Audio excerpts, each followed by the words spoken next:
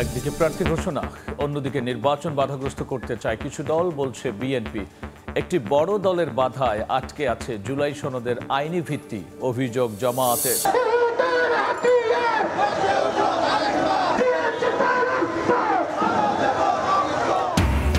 ইসরায়েলের নির্লজ্জ কর্মকাণ্ডের প্রতিবাদে ফুঁসছে বাংলাদেশ। রাজধানীতে বিক্ষোভ সমাবেশ, ত্রাণবাহী নৌবহর থেকে আটকদের মুক্তি দাবিতে বিভিন্ন জেলায় মানববন্ধন। পাচারের জন্য নারী শিশু সহ ৩৯ জনকে জিম্মি। কক্সবাজারের গহীন পাহাড়ে অভিযানে উদ্ধার, আটক ২। সুন্দরবনে দস্যুদের আস্তানা থেকে ৪ জেলেকে ফিরিয়ে আনল কোস্টগার্ড। মাস না পেরোতেই দখল কক্সবাজারের বাঁকখালীর নদী তীর। আবারও বসতি ও দোকানপাট নির্মাণ, একদিনের মধ্যে সরিয়ে না নিলে আইনগত ব্যবস্থার হুঁশিয়ারি প্রশাসনের। এবং মধ্যরাত থেকে শুরু হচ্ছে ইলিশ শিকারে ২২ দিনের নিষেধাজ্ঞা। শেষ সময়ে কম দামে পাওয়ার আশায় বাজারে ক্রেতার ভিড়, দাম এখনো চড়ে থাকায় হতাশা।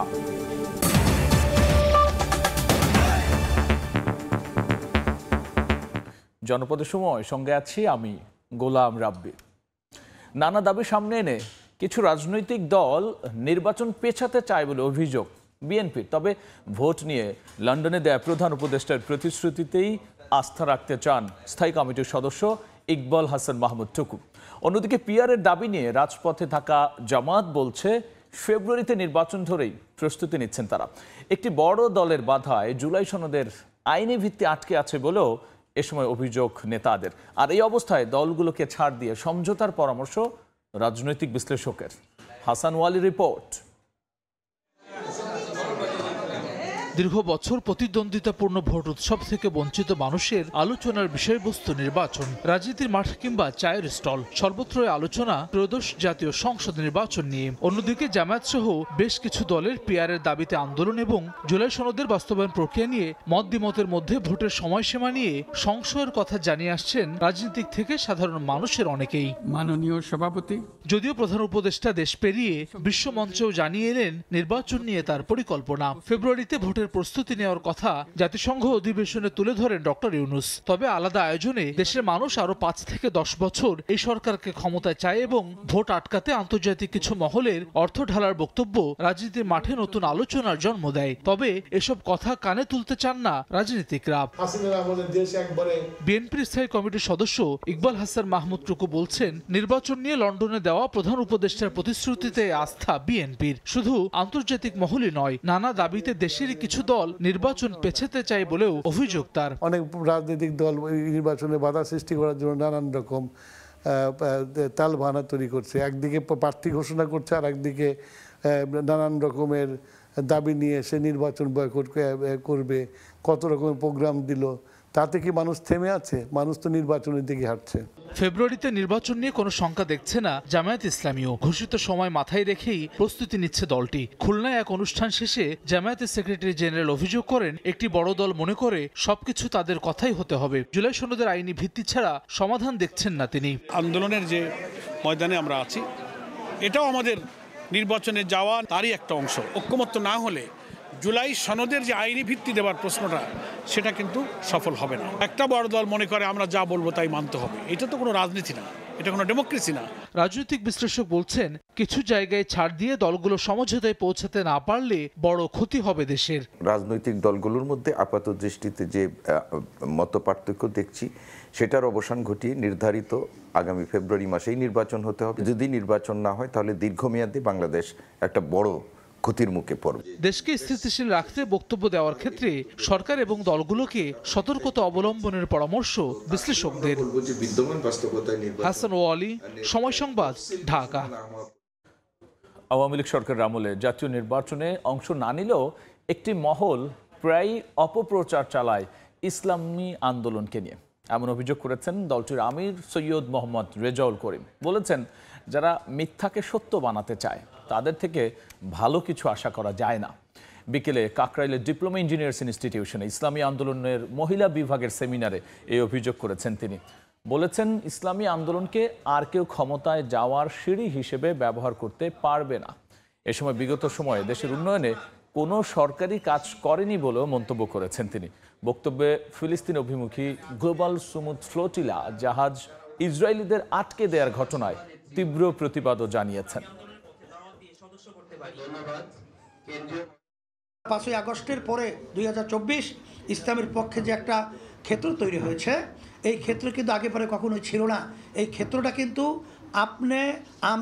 আমরা সবাই একত্রিত হয়ে এটাকে কাজে লাগিয়ে ইসলামের গাছটাকে মজবুত করতে হবে। দেখেন, দিনকে রাত্র বানায়, আর এদের মাধ্যমে যদি দেশ পরিচালিত হয় তখন আপনি আর আমি ভালো কি পাবো? ওদের থেকে তিতাই পাওয়া যাবে, মিঠা কোনোদিন পাওয়া যাবে। আমরা বারবার বলেছি 14 সালে তো আমরা নির্বাচনে যাই নাই, তারপরেও জোর করে এই মিথ্যাটাকে আমাদের উপর চাপাই দেওয়ার অর্থ যে ওদের আচরণগুলো, ওদের নীতি আদর্শগুলো, ওদের চরিত্রটাই হলো মিথ্যা বলা। অন্তর্বর্তী সরকার দীর্ঘ সময় থেকেছে, তাই নিজেদের বৈধতা দেওয়ার জন্য হলেও সংস্কার নিশ্চিত করতে হবে, এমন মন্তব্য করেছেন জাতীয় নাগরিক পার্টির যুগ্ম আহ্বায়ক সারওয়ার তুষার। বিকেলে বৈষম্য বিরোধী ছাত্র আন্দোলনের এক আলোচনা সভায় তিনি বলেছেন, সংস্কারের বিষয়ে যদি রাজনৈতিক দলগুলোর ঐকমত্য না হয়, সেক্ষেত্রে সরকারকেই সিদ্ধান্ত নিতে হবে, পরবর্তী সরকারের জন্য রেখে গেলে হবে না। তিনি আরও বলেন, জুলাই সনদ বাস্তবায়ন হতে পারে গণপরিষদের মধ্য দিয়ে। বিকল্প উপায়ও নমনীয় আছে এনসিপি, তবে সেটা হতে হবে নির্বাচনের আগে। বিচার ব্যবস্থা সংস্কারের জন্য হাইকোর্টের বিকেন্দ্রীকরণ প্রয়োজন, যা নতুন সংবিধান ছাড়া সম্ভব নয় বলেও মন্তব্য করেছেন সারওয়ার তুষার।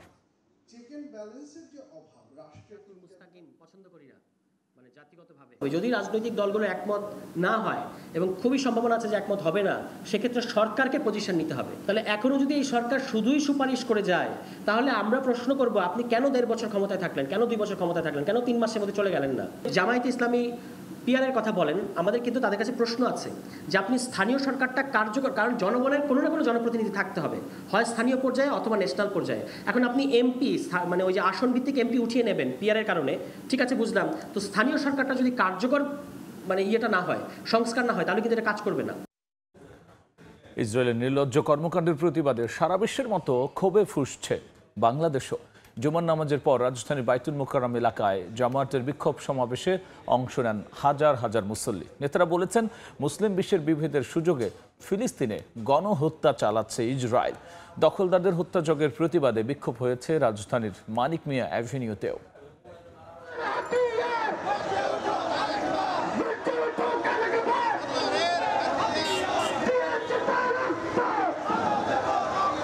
হাতে মজলুম ফিলিস্তিনিদের পতাকা, মুখে মানবতার পক্ষে স্লোগান। গাজায় ইসরায়েলি আগ্রাসন বন্ধে জামাত ইসলামীর বিক্ষোভ মিছিল। জুমার নামাজের পর জাতীয় মসজিদ বাইতুল মোকাররমের উত্তর গেটের সামনে থেকে শুরু হয় ঢাকা উত্তর ও দক্ষিণ জামাতের বিক্ষোভ কর্মসূচি। মিছিলটি পল্টন মোড় হয়ে বিজয়নগরে এসে শেষ হয়। হাজার হাজার নেতাকর্মীর উপস্থিতি আর স্লোগানে প্রকম্পিত হয় পুরো এলাকা। গাজা অভিমুখে ত্রাণবাহী সুমুদ ফ্লোটিলায় আক্রমণের তীব্র নিন্দা জানান নেতারা। আটক করা মানবাধিকার কর্মীদের দ্রুত ছেড়ে দেওয়ার দাবি জানানো হয়। এর আগে এক সংক্ষিপ্ত সমাবেশে নেতারা বলেন, বিশ্ব মুসলিম উম্মার অনৈক্যের কারণে ফিলিস্তিনে হামলার সুযোগ পাচ্ছে আগ্রাসী ইসরায়েল। ওয়াইসিকে একটা টুটো জগন্নাথ হিসেবে এইভাবে রেখে মুসলমানদেরকে মার খাওয়ার সুযোগ না দিয়ে যদি কিছু করতে না পারেন, আপনারা ওয়াইসি ভেঙে দিন।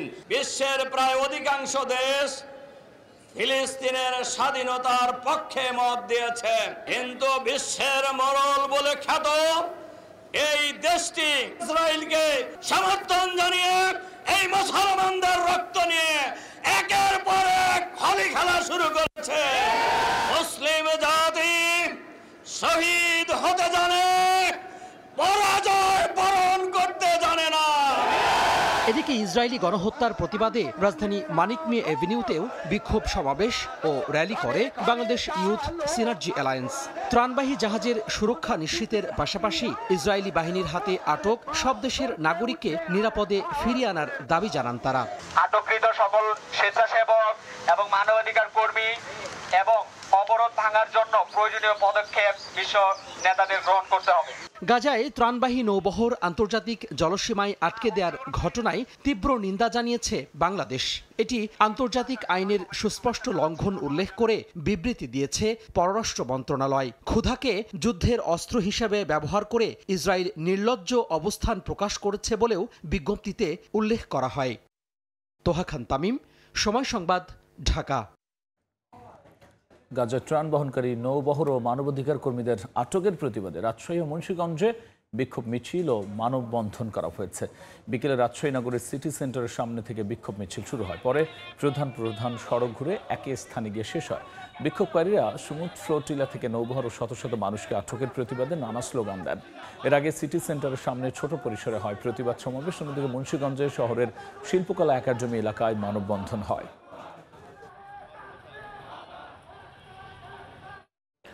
জনপদের সময় আরও থাকছে। গাজীপুরে প্রতিমা বিসর্জনের সময় নৌকাডুবিতে নিখোঁজ শিশুর মরদেহ উদ্ধার, এখনো সন্ধান মেলেনি একজনের। নওগাঁয় কিশোরের খোঁজে ডুবুরি দলের অভিযান। মাইলিশ সংরক্ষণে আজ মধ্যরাত থেকে শুরু হচ্ছে 22 দিনের নিষেধাজ্ঞা। সে সময় ক্রেতা বিক্রেতা আনাগোনায় জমজমাট খুলনার রূপসা মাছ বাজারে বেচাকেনা। আর এই মুহূর্তে সেখানে আছেন সহকর্মী আব্দুল্লাল মামুন রুবেল। সরাসরি যাচ্ছি তার কাছে। প্রজনন মৌসুমকে সামনে রেখে 22 দিনের জন্য ইলিশ সংরক্ষণ, ক্রয় বিক্রয়, আহরণের নিষেধাজ্ঞা শুরু হচ্ছে আজ মধ্যরাত থেকে।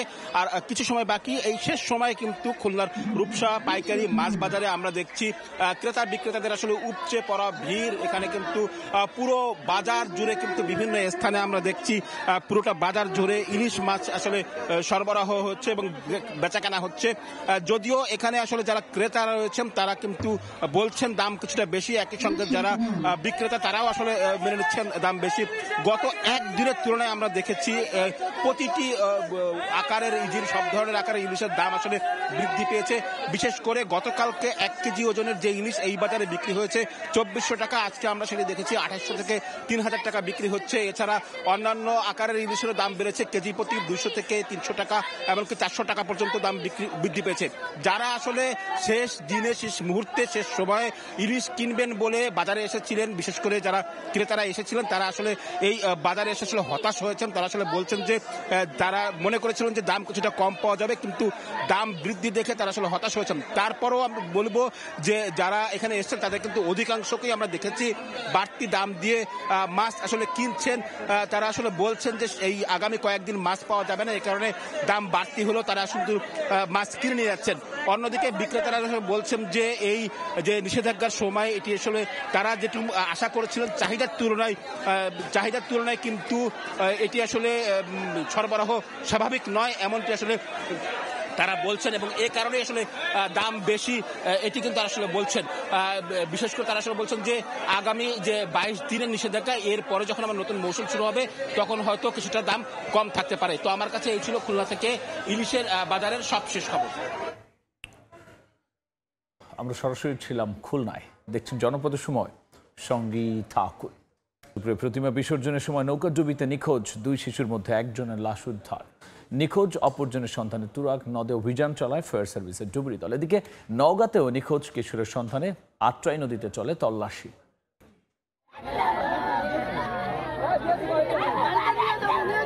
তীরে উদ্বেগ উৎকণ্ঠায় স্বজনরা, এই বুঝি দেখা মিলল আদরের সন্তানের। তুরাগ নদীতে নিখোঁজের একদিন পর শুক্রবার সকালে গাজীপুরের আলিয়াকৈরে চাপাইর ব্রিজের কাছে 4 বছর বয়সী অঙ্কিতা মণি দাসের লাশ ভেসে ওঠে। খবর পেয়ে ফায়ার সার্ভিসের ডুবুরি দল মরদেহটি উদ্ধার করে। এই সময় কান্নায় ভেঙে পড়েন স্বজনরা। এখনও নিখোঁজ রয়েছে আরেক শিশু 9 বছর বয়সী তন্ময়। বৃহস্পতিবার বিকেলে তুরাগ নদে প্রতিমা বিসর্জনের সময় নৌকা ডুবে যায়। এই সময় বেশিরভাগ মানুষ সাঁতরে তীরে উঠলেও নিখোঁজ হয় শিশু অঙ্কিতা ও তন্ময়। আমি সেলুর বাড়ি খেয়ে আমি অনেক দূরে পড়ে গেছি, কিন্তু বাচ্চাটারে আমি ধরতে পারিনি। আমাদের সন্দেহ ছিল যদি কোনো জায়গায় থাকে, তার কারণে আমরা নৌকাটারে কিনারায় টাইনা আনার জন্য ব্যবস্থা করি। ভিতরে কোনো ভিকটিম পাওয়া যায় নাই। অন্যদিকে নওগাঁর মহাদেবপুরে আত্রাই নদীতে প্রতিমা বিসর্জনের সময় নৌকা থেকে পড়ে নিখোঁজ হয় রনি নামে এক কিশোর। তাকে উদ্ধারে অভিযান চালাচ্ছে ডুবুরি দল। পড়ে যাওয়ার পর থেকে নিখোঁজ, বিভিন্নভাবে খোঁজাখুঁজি করা হচ্ছে। বেঁচে থাকা তো সম্ভাবনা নাই, তবে লাশ যদি ভেসে ওঠে সেটাও 24 ঘন্টা সময় লাগে। নিখোঁজ রনির গ্রামের বাড়ি মান্দা উপজেলার বানডুবিতে। ফাহরিয়া ফারজানা, সময় সংবাদ। বাজারের বাকখালী নদীর তীরে অবৈধ স্থাপনা উচ্ছেদের মাস না পেরুতে আবারও দখল। ফের গড়ে উঠেছে অর্ধশতাধিক বসতি ও দোকানপাট। একদিনের মধ্যে এসব স্থাপনা সরিয়ে নেওয়ার হুঁশিয়ারি দিয়েছে প্রশাসন। কক্সবাজার শহরে কস্তুরা ঘাট সংলগ্ন বাঁকখালী নদীর তীরে সেপ্টেম্বরের প্রথম 5 দিনে যৌথ অভিযানে 4 শতাধিক অবৈধ স্থাপনা উচ্ছেদ করে প্রশাসন ও বিআইডব্লিউটিএ। উদ্ধার হয় নদীর প্রায় 63 একর জমি, কিন্তু মাস না পেরুতেই উদ্ধার জমিতে আবারও গড়ে উঠছে নতুন স্থাপনা। সমস্যা গড়ে ইনকাম করেন না কেউ নাই, এই সমস্যা দিয়ে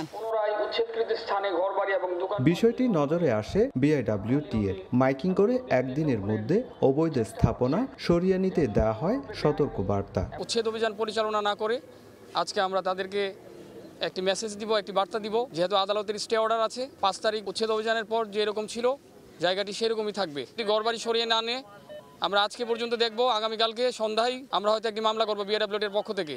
যাদেরকে আমরা এখানে অন দ্য স্পটে পাচ্ছি শুধু তাদের নামে এই মামলাটি হবে। তবে জমির মালিক দাবি করে বিষয়টি আইনগতভাবে মোকাবেলার কথা জানিয়েছে অনেকেই। হাইকোর্টে মামলা চলতেছে, যদি আমরা জায়গাগুলো পাই তাহলে থাকবো, আর না পাইলে আমরা চলে যাবো। ব্যক্তি মালিকানাদের জায়গা যদি আমি ঘর করি তাহলে সেখানে তো ইয়ে হওয়ার কথা না, মামলা হওয়ার কথা না।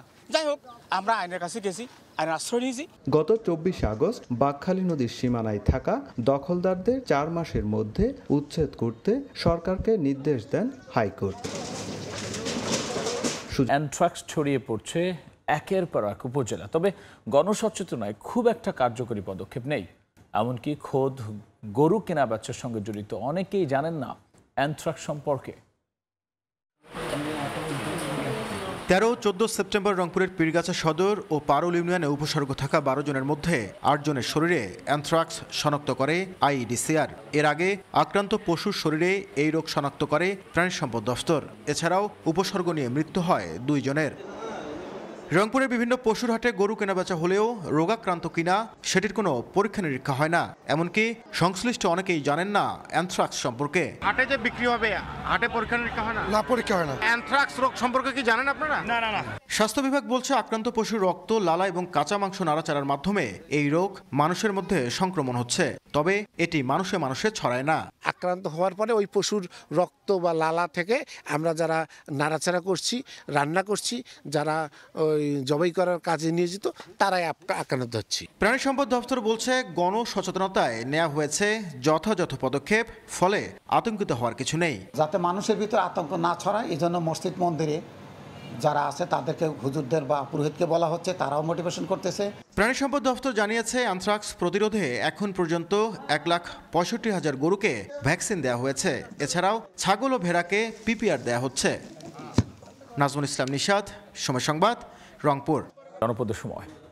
বৈরী আবহাওয়া না থাকলেও উত্তাল বিশ্বের অন্যতম দীর্ঘ সমুদ্র সৈকত কক্সবাজার। এর মাঝেও সাপ্তাহিক ছুটির দিনে সৈকতে পর্যটকের উপচে পড়া ভিড়। সাগরের নোনা জলে মাতোয়ারা ভ্রমণ পিপাসুরা। সাপ্তাহিক ছুটির দিনে সৈকত শহর কক্সবাজারে ভিড় জমিয়েছেন হাজারো পর্যটক। একদিকে আকাশে রোদের ঝলকানি, অন্যদিকে উত্তাল বিশ্বের অন্যতম দীর্ঘ সমুদ্র সৈকত কক্সবাজার। উত্তাল ঢেউয়ে পর্যটকরা মেতেছেন সমুদ্র স্নানে, আর শিশুরা মেতেছে বালুচরে খেলায়। এই আনন্দ ঘন মুহূর্তগুলো ক্যামেরা বন্দি করছেন আপনজনরা। আমরা বন্ধ পাইছি, চলে আসছি সবাই মিলে ঘুরতে। এরকম ছুটি বা এরকম মানুষজন কখনো এরকম থাকে না, so it's a very new experience for us. Overall Cox's Bazar তো আসতে অনেক ভালো লাগে, সবসময় মন চাই যে বিচে এসে বসে থাকি। আমি ফার্স্ট আমার ফ্যামিলিকে নিয়ে আসছি, এখানে এসে খুব আনন্দ উপভোগ করতেছি। পর্যটক বাড়ায় জমজমাট হয়ে উঠেছে পর্যটন ব্যবসাও। Photographer, beach bike, jet ski কিংবা শামুক ঝিনুকের দোকান, সবখানেই ব্যস্ত সময় পার করছেন ব্যবসায়ীরা। ভালো পর্যটন আসতেছে, মোটামুটি আমাদের ইনকাম হচ্ছে। যারা পর্যটক ব্যবসায়ী আছে আলহামদুলিল্লাহ সবার ব্যবসায় কি ভালো হয়েছে। সৈকতের কিছু জায়গায় গর্ত তৈরি হওয়ায় পানিতে নামার সময় সতর্ক থাকার আহ্বান লাইফগার্ড কর্মীদের। বেশটা অনেক লম্বা, সব জায়গায় পর্যটন নামে আমরা চেষ্টা করতে কেউ যেন বিপদে না পড়ে, সবাইকে সুস্থভাবে ফিরে যেতে পারে। প্রশাসনিক নিরাপত্তা ব্যবস্থার পাশাপাশি ব্যক্তিগত সচেতনতা পারে দুর্ঘটনার কবল থেকে রক্ষা করতে, এমনটাই বলছেন সংশ্লিষ্টরা। সুজাউদ্দিন রুবেল, সময় সংবাদ, কক্সবাজার। জনপদ সময় শীর্ষ সংবাদ জানিয়ে দিচ্ছে আরও একবার। একদিকে প্রার্থী ঘোষণা, অন্যদিকে নির্বাচন বাধাগ্রস্ত করতে চায় কিছু দল, বলছে বিএনপি। একটি বড় দলের বাধায় আটকে আছে জুলাই সনদের আইনি ভিত্তি, অভিযোগ জামায়াতের।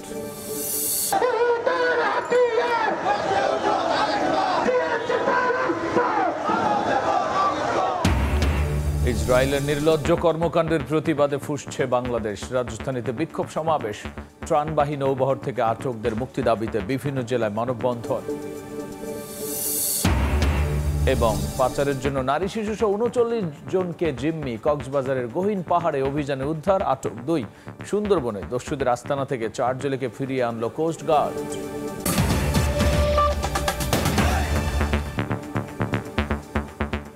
এই ছিল জনপদের সময়।